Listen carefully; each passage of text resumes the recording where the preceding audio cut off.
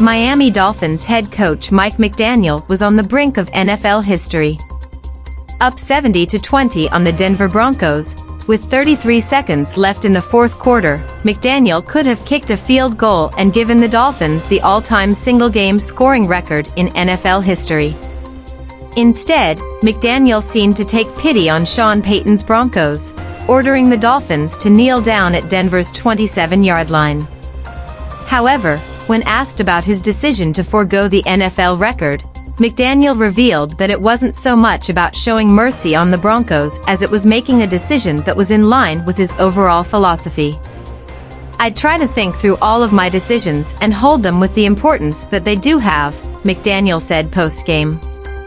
"It felt like chasing points and chasing a record. That's not what we came to the game to do. That doesn't have a bearing on the overall season outcome.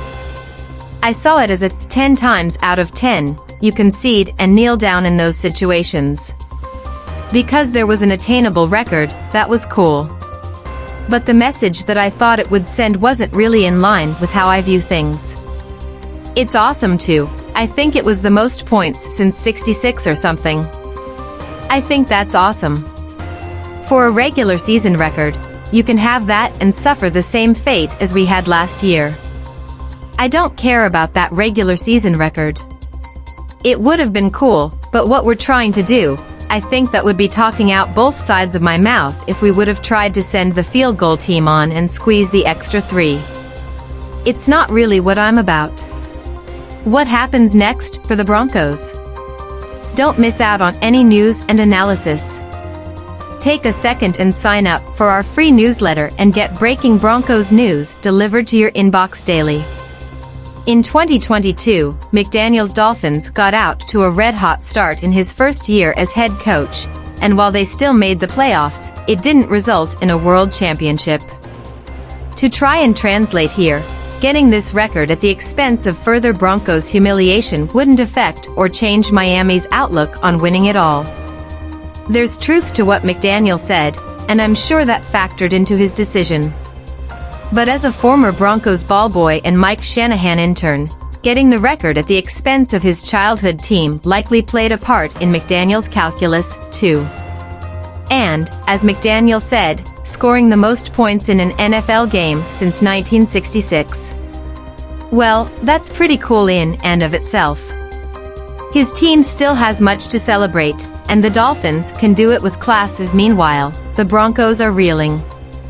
Payton looked like a man on the edge during his post-game presser, snapping at reporters and trying to get off the podium as fast as humanly possible. And understandably so. Broncos country is rightfully excoriating defensive coordinator Vance Joseph, whose defense has allowed 122 points in just 12 quarters of play to open the season. But to quote Mile High Huddle's Luke Patterson, Joseph didn't hire himself. It was Payton who opted to buck NFL conventional wisdom and hire one of the most hated coaches in Denver history to coordinate his defense. It was only 4 short years ago that Joseph was fired as Broncos head coach after posting just 11 wins over 2 seasons. There wasn't much on Joseph's resume that lent credence to the notion that he was an ideal defensive coordinator candidate, let alone enough to offset all the negatives of bringing him back to Denver. And yet, Payton did hire Joseph. Whatever reason Payton had, the decision has utterly blown up in his face, and it has led to the Broncos train already jumping the tracks just 3 games into the 2023 season.